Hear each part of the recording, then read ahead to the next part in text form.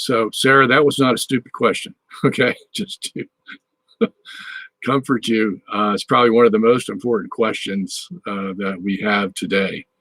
And now, as a matter of fact, I did a study on, in my commentaries. I've done the last book I did was Philippians, Colossians, and Thessalonians. And Thessalonians, if you know, in chapter 2 especially, Second Thessalonians deals with the end of time and the coming of the man of sin, or the man of lawlessness, some people call the Antichrist. Okay, and I describe in that commentary what we are to look for with the coming of the Antichrist. And there's specific things that Paul lays out. As a matter of fact, in his church in Thessalonica, now that was written about 51 AD, they had some of the same problem, so the same questions you're having and a lot of other people have today.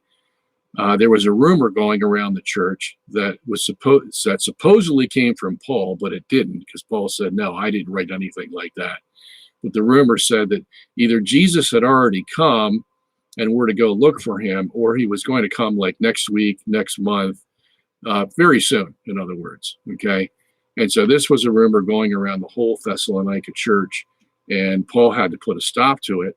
And the way he put a stop to it was important for them, because, some of these people were, there's a theme running through those epistles of some people, stopping work, quitting their jobs, going into the mountainside, so to speak, to wait for Jesus.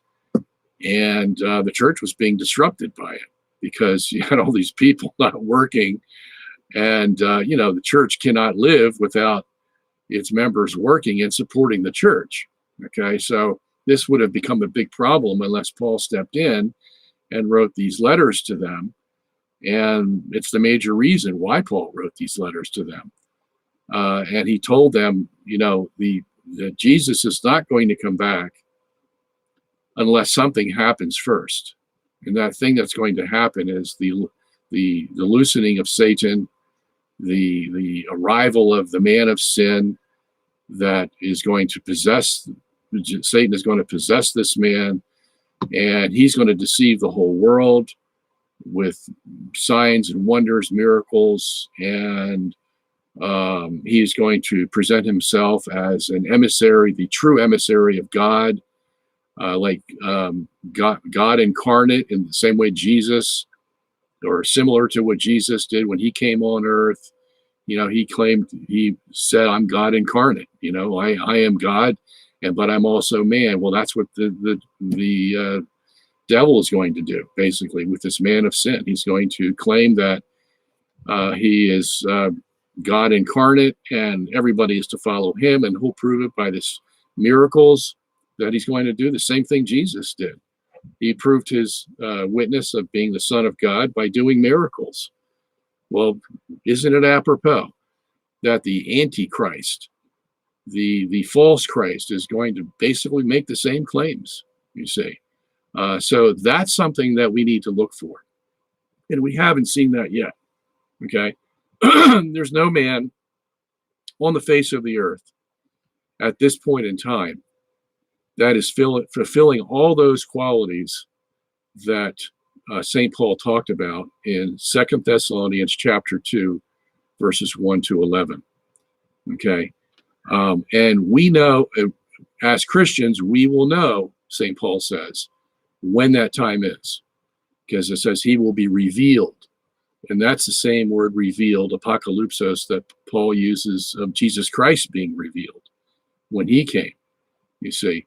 So we will know who he is as Christians. The rest of the world's going to be deceived. Okay. And they're going to follow him like bugs cling to a light at night. And they're not going to be able to get away, because they're going to be so deceived by his claims and his miracles that there will be no escape for them.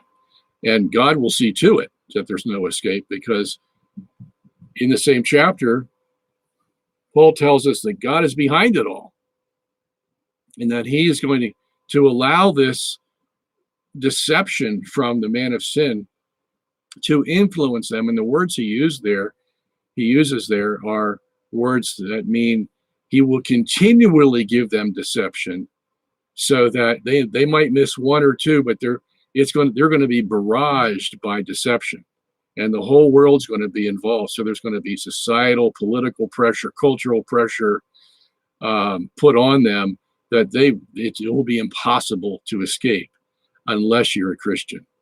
Okay, and it will be so bad, the deception will be so bad, that Jesus said in Matthew 24, if the days are not shortened, then even the elect could not be saved. Okay, if possible, even the elect would not be saved. Okay, so that tells you the intensity of it. That we haven't seen. We're coming close to it. Okay, and we would expect that the stage is going to be set for when the man of sin arrives. It's not going to be like night and day, so to speak, where it was all good before he came, and then when he comes, it's all going to be bad. No, there's going to be a progression, so that, it's, like a curve going up, and it reaches its maximum point. Okay, then he's going to come right there.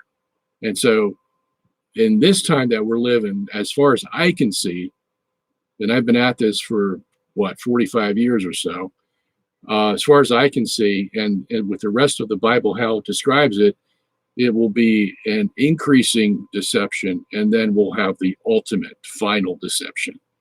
Okay, and that will go on, as John says in the Apocalypse, for his little season. And we don't know how long that is. Okay, I have my ideas how long it is, and I write that in my Apocalypse book, by comparing other times that something similar happened, and how God used the numbers. Okay, the numbers in the Bible are very important. If you've read the Bible, you see numbers all over the place.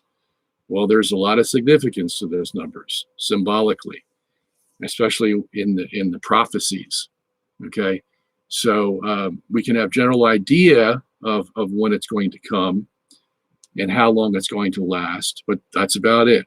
Okay, but that's another thing we need to look for. So to do to the Thessalonians what Paul to do for me to do to you what Paul did to the Thessalonians, I would say, we're not here yet, and we're not going to be here until that man of sin is revealed. And we will know who he is. It won't be any more secret. And that's another thing that Paul says. He will not work in secret. He will be out in the open. Because his job now is to deceive everyone. See, a lot of the evil prior to the end is going to be secret. You got secret societies, and you have men working undercover and all this stuff. Well, not this guy. This guy is going to be open, like he is God himself, coming down and saying, and basically what he's going to do is he's going to say, everyone that went before me that was godly, or you lived in a godly society, or you had these great men who did great things, I'm going to basically supersede all of them. And I'm going to be unlike any of them before me. So I am the ultimate. If you're looking for God, look at me. That's it. That's what he's going to say. Okay. So again, totally out in the open. No secrets. Okay. Everything open and above board. And you figure, yeah, that's exactly how it would work. Because if he was secretive and he had to work undercover, so to speak, then we know something was wrong. That this isn't the way God works. God works out in the open. He's not ashamed of the truth. He just comes right out in the open and preaches the gospel, like at Pentecost, for example. There the apostles are in Jerusalem for the first time in history, preaching the new covenant gospel. Okay, wide open for all the critics to see. And they had their critics. There were Jews from 15 different nations there, and Paul had to preach, or Peter had to preach precisely to them and say, you know what? You're one of the reasons why we had to do all this, because you killed all the prophets in the Old Testament, and he went through all the things that they did, and they caused Jesus to come. So you're the reason why we're here. And so and they came after him, and they stoned Stephen in Acts chapter 7, and the apostles had a hard time going from city to city, and Jesus had warned them, shake the dust off your feet. If they don't listen to you, go to the next city, blah, blah, and keep going. And, so all out in the open, nothing hidden. Okay. That's how God works. So we would expect this Antichrist to do the same thing. He's going to mimic Jesus and God, the Holy Spirit, right down the line. And, make it appear as if, hey, I got nothing to hide. Here it is. And what's going to back him up are all the miracles that he's going to do. You've heard of magicians like David Copperfield and, Houdini and all. Hey, they're nothing compared to what this guy is going to do. Okay? Nothing. They're just illusionists. This guy is going to use the preternatural to the max to deceive people. Okay? Where it's not an illusion, he's actually changing things. Okay? So that's the kind of environment that we're going to have, and we don't see that yet. Okay? And when we do see it, God help us. But if you're Christian and you've already given your life to God, thank God, because you will be able to see right through it. Okay? And especially even now that I'm giving you this teaching of what's in that chapter, what Paul told the Thessalonians. Okay? Now you know. Okay? So I would advise you, was it Sarah? Pick up my commentary on robertsongenis.org or .com, Philippians, Colossians, and Thessalonians. Okay, and read very heavily those sections on 2 Thessalonians chapter 2. Okay, and that will give you an idea of what's coming in the future, what to look for.